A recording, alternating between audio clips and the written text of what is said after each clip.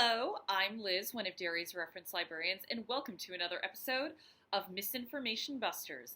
Once a week, we tackle a rumor or false, misunderstood information. We try to separate fact from fiction. This week, we're talking about deepfakes. And yes, I promise I'm a real person. So, what's the story? You have probably seen a deepfake video. Sometimes it's Bill Hader morphing into Tom Cruise and Al Pacino, or it's Jon Snow apologizing for the final season of Game of Thrones. Valid. Or Jordan Peele made a deepfake video that made it seem like Barack Obama was speaking. And it all seems in good fun. A Samsung AI recently made Mona Lisa smile. But there's a dark side to this. Recently there was a deepfake video of Mark Zuckerberg that went viral before it was revealed to be a deepfake. And with misinformation and disinformation already a big problem online, there's a fear that this will be the next big wave of false information, and they might be indistinguishable from reality. So, what are the facts? Well, let's start with the basics. What is a deepfake? Think of it as next-level photoshopping. In 2014, the technology for deepfakes was developed by a PhD student named Ian Goodfellow. That tech is called Generative Adversarial Networks, or GAN.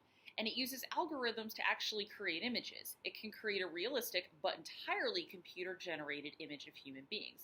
And this technology analyzes all angles of the face, so can mimic movements, and even take one face and put it on another body. So that Bill Hader, Tom Cruise video is a good example. So, what are they used for? Well, most of it is porn. No, I'm not kidding. 2019, Deep Trace Labs, a firm that tracks deepfakes, found that 96% of deepfakes were pornographic, and in many cases with female celebrities' faces being mapped and put onto other bodies. In fact, that's how deepfakes rose to prominence on Reddit. But the larger concern is how this relates to politics and information on the internet. Because, guess what, audio can be deepfaked too. That Jordan Peele Barack Obama video, that was actually a project between Peele and BuzzFeed to bring attention to how deceptive deepfakes can be.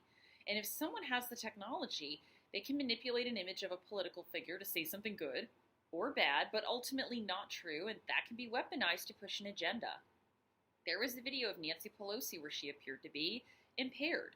In fact, it was shared under the label that she was drunk, and it turns out that they just took a normal video of her and slowed it down.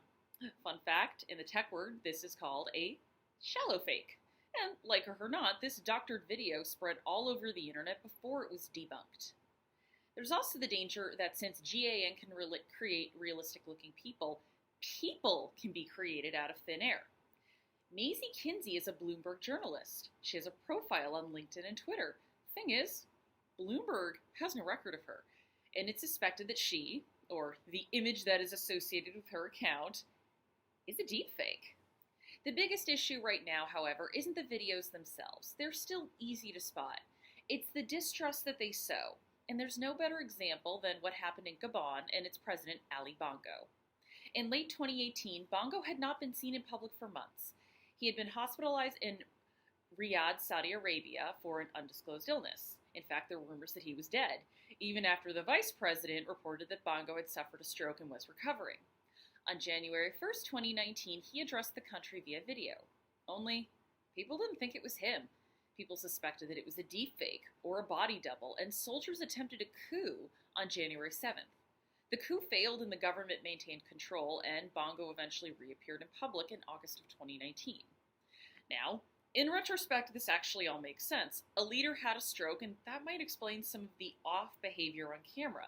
But the existence and abuse of this technology feeds into mistrust, and we're not immune to that.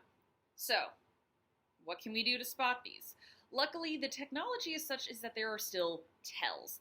Deepfake people don't blink as much, and usually facial movements are off. So, or if it's a face swap especially, you're kind of going to see the face stay one way and the head move the other. The face just doesn't fit the head.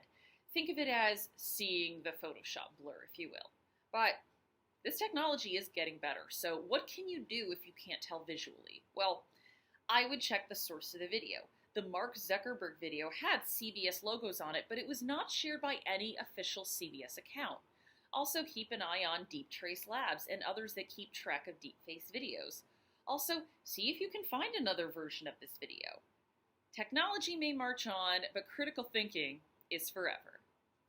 Thank you for watching, and as always, look for sources in the comments. And if you want to do some research, you can use our EBSCO databases available through the library's website, and I'll see you next week.